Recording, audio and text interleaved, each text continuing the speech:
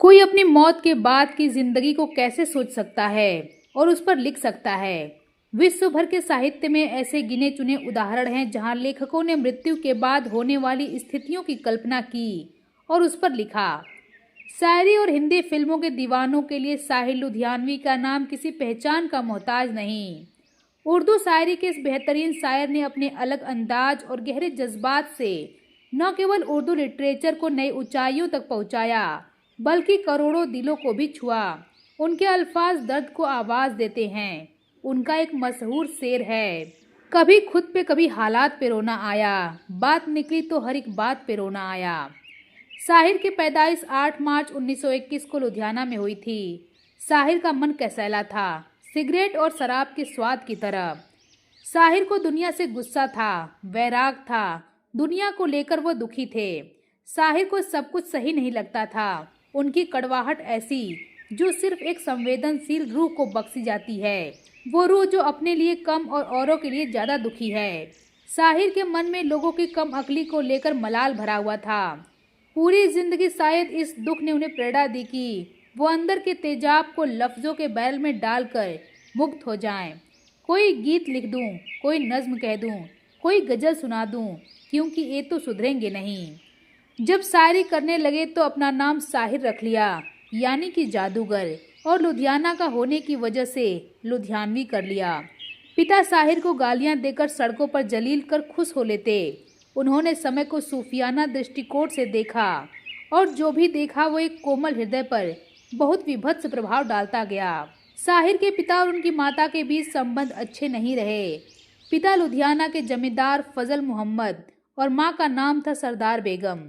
फजल अहमद एक अय्याज जमींदार थे जो उस वक्त का पैटर्न था। 1 दर्जन से ज्यादा शादी की। इतनी शादियों में बेटा बस एक ही हुआ, नाम रखा अब्दुल हई। कहते हैं कि पिता ने उनका नाम अब्दुल हई इसलिए रखा था कि इस नाम का उनका एक दुश्मन था। चूंकि दुश्मन अब्दुल हई ताकतवर था तो उसे कुछ नहीं कर सकते थे, इसलिए फजल अहमद अपने बेटे को मार के गालियां देकर सड़कों पर जलील करके खुश हो लेते थे। जब माँ बाप की लड़ाई होती थी, माँ मार खाती थी, तो अब्दुल के मन में पिता की अथॉरिटी को लेकर गुस्सा भरने लगा था। असंतुलित दिमाग और सोच का आलम 13 साल तक चलता रहा और फिर एक दिन सरदार बेगम अपने बेटे को लेकर चली गईं, जायदाद, पैसा, रुतबा सब छोड़कर। कहते हैं कि साहिर रेल की पटरी के किनारे बने एक कच्चे घर में बड़े हुए। माताजी छोटे साहिर की कस्टडी को लेकर सालों तक लड़ती रहीं। साहिर का अपने पिता के प्रति कोई विशेष लगाव देखने में भी नहीं आया और पिता के व्यवहार को देखते हुए और पिता की अथॉरिटी से परेशान अपनी मां को सालों तक लड़ते हुए देखकर साहिर के मन में सत्ता के प्रति सदैव आक्रोश दिखता रहा। 19 साल की उम्र में साहिर ने ताजमहल नाम की एक कविता लिखी थी। शायरी करते थे तो पॉपुलर भी बहुत थे। कॉलेज में किसी लड़की से प्यार हो गया। जानकारों के अनुसार इस लड़की का नाम प्रेमा चौधरी था। साहिर और प्रेमा प्रिंसिपल के ऑफिस के सामने वाले बगीचे में बैठकर बात कर रहे थे तो प्रिंसिपल ने कॉलेज से निकाल दिया। यह उस लड़की का बाप एक अमीर आदमी था और उसने साहिर को कॉलेज से निकलवा दिया। साहिर उस लड़की से मिलते तो थे मगर गरीब होने के नाते सकुचाते थे। फिर ऐसे में दिल से गजल निकली, ताजमहल जिसका अंतिम शेर था। एक शहंशाह ने दौलत का सहारा लेकर हम गरीबों की मोहब्बत का उड़ाया है मजाक, मेरी महबूब कहीं और मिलाकर मुझसे। इतनी तल्ख गजल लिखना और जिंदगी भर इस तल्खी को पाले रहना, यही साहिर की नियति थी। साहिर के समकालीन शायर शकील बदायूनी ने इस गजल के प्रत्युत्तर में फिल्म लीडर में एक गीत लिखा था जिसे नौशाद ने कंपोज किया और रफ़ी और लता ने गाया था। एक शहंशाह ने बनवा के हसी ताजमहल सारी दुनिया को मोहब्बत की निशानी दी है। ये दूसरा मौका था जब किसी लिरिलिस्ट ने किसी और लिरिलिस्ट की कविता का मजाक उड़ाया हो और प्रत्युत्तर में उसी मीटर का गीत लिखा हो, ठीक विपरीत भावना के साथ। इस तरह का पहला मौका साहिर ने खुद पैदा किया था जब उन्होंने कवि प्रदीप के गीत का मजाक उड़ाया था। 1954 के फिल्म नास्तिक में प्रदीप ने एक गीत लिखा था जो आज भी एंथम लेवल का गाना है। देख तेरे संसार की हालत क्या हो गई भगवान, कितना बदल गया इंसान। सूरज न बदला, चांद न बदला, न बदला रे आसमान, कितना बदल गया इंसान। साहिर अक्सर धर्म के ठेकेदारों से नाराज रहते थे। उनके लिए धर्म या मजहब का मतलब इंसानियत होता था।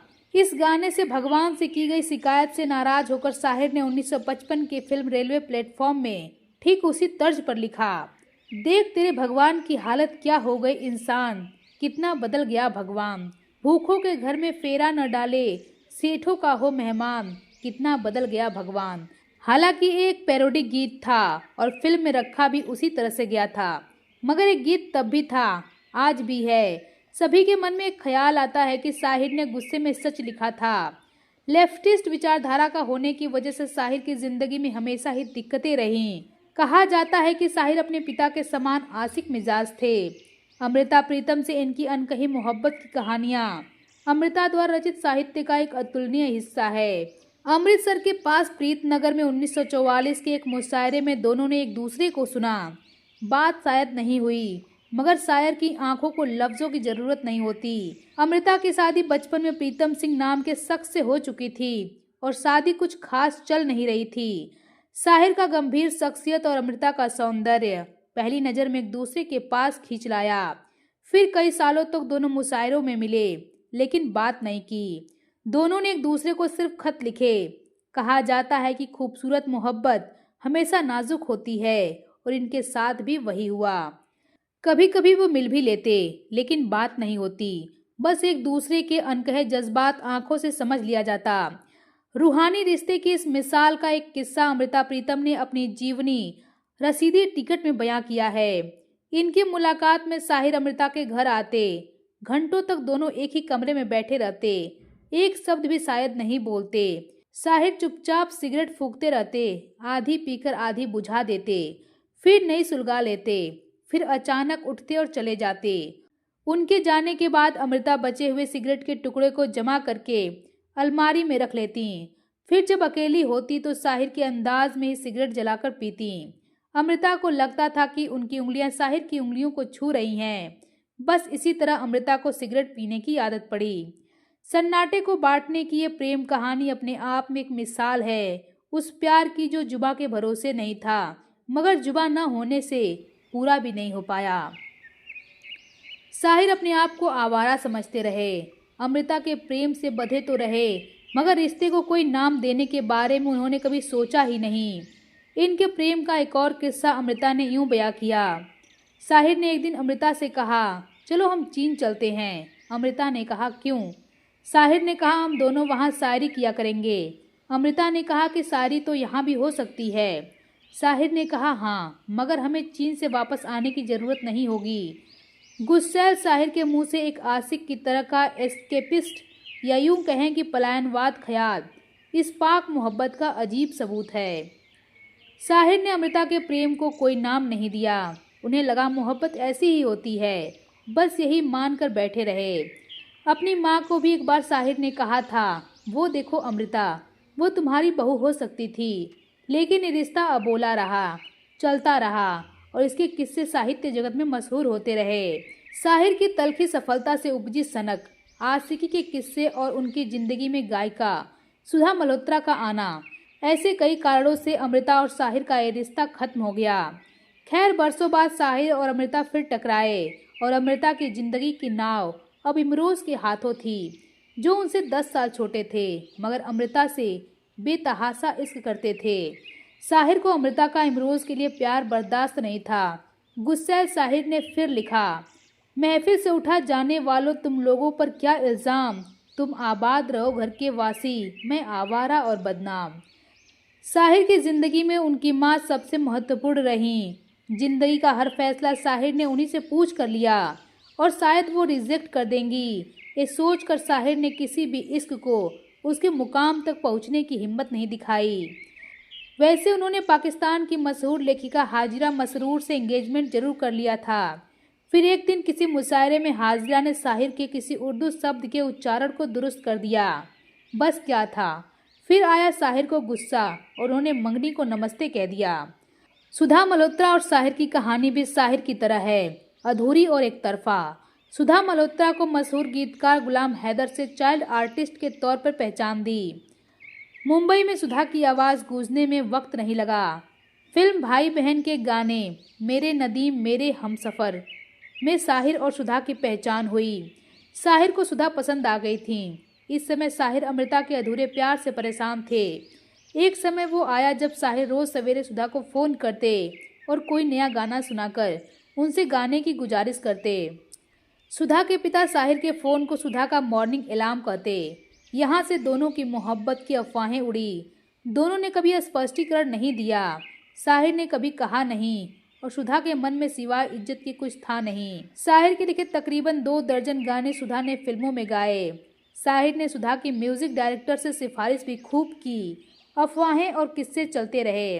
साहिर का एक तरफा प्यार परवान चढ़ता रहा और फिर एक दिन सुधा की शादी हो गई। साहिर फिर टूट गए। बाद में गॉसिप ये बनाई गई कि साहिर ने किसी पार्टी में सुधा को अपने पति के साथ देखा और गुस्सैल साहिर की कलम बोल उठी। वैसे सुधा मल्होत्रा का एक ऐसा अचीवमेंट है जो उनकी और साहिर की ख्याली कहानी को बयान करता है। सुधा ने साहिर के गाने को न खुद कंपोज किया बल्कि उसे गाया भी, और एक गाना साहिर के अफसोस और अधूरे प्रेम कहानी को बयां करता है।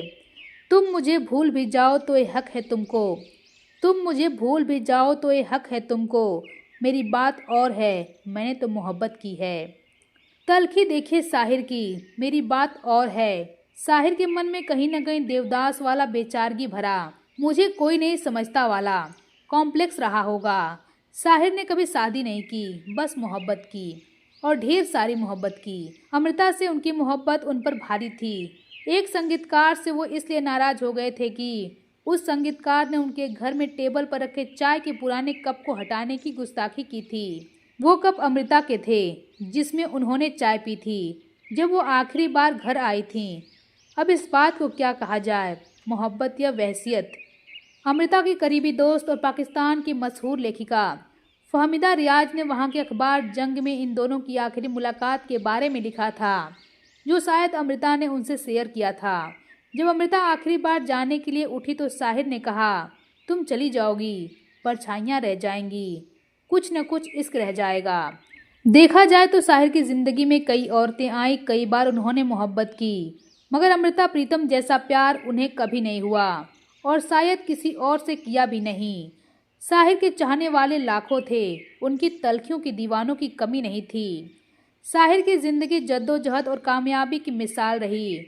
उनकी शायरी में गहराई, सच्चाई और जज्बाती जुड़ाव रहा, जिसने उन्हें उर्दू अदब का अमर शायर बना दिया। उनका इंतकाल 25 अक्टूबर 1980 को दिल का दौरा पड़ने से हुआ। कभी बहस की तरह, कभी जुल्म की तरह और कभी बेगैरत इंसान की तरह। मौत के बाद भी साहिर को चैन नहीं था। जिस कब्रिस्तान में उन्हें दफनाया गया, बाद में उसमें जगह नहीं बची तो वहाँ की कब्रें खोद दी गई और नई कब्रों को जगह दी गई। साहिर के गाने आज भी बेहतरीन उर्दू शायरी के नमूने माने जाते हैं। उन्होंने अपने गज़लों को फिल्मी गीतों की शक्ल भी दी, मगर उस बात से न कोई मतलब बदला और न गहराई कम हुई। अपनी ज़िंदगी के आखिरी दिन टैक्सी वाले को रुकने को कहकर वो अपने दोस्त से मिलने उसके घर गए। टैक्सी वाला इंतजार करता रहा और साहिर ने अपने दोस्त की बाहों में ही दम तोड़ दिया। अपने आप से जूझते साहिर की ज़िंदगी खुद ही लिखी होगी उसने। रंग और नूर की बारात किसे पेश करूं, ये मुरीदों की हंसी रात किसे पेश करूं। मैंने जज्बात निभाए हैं उसूलों की जगह, अपने अरमान पिरो लाया हूँ फूलों की जगह। इस तरह से देखा जाए तो साहिर लुधियानवी पूरी तरह से अमर हो गए।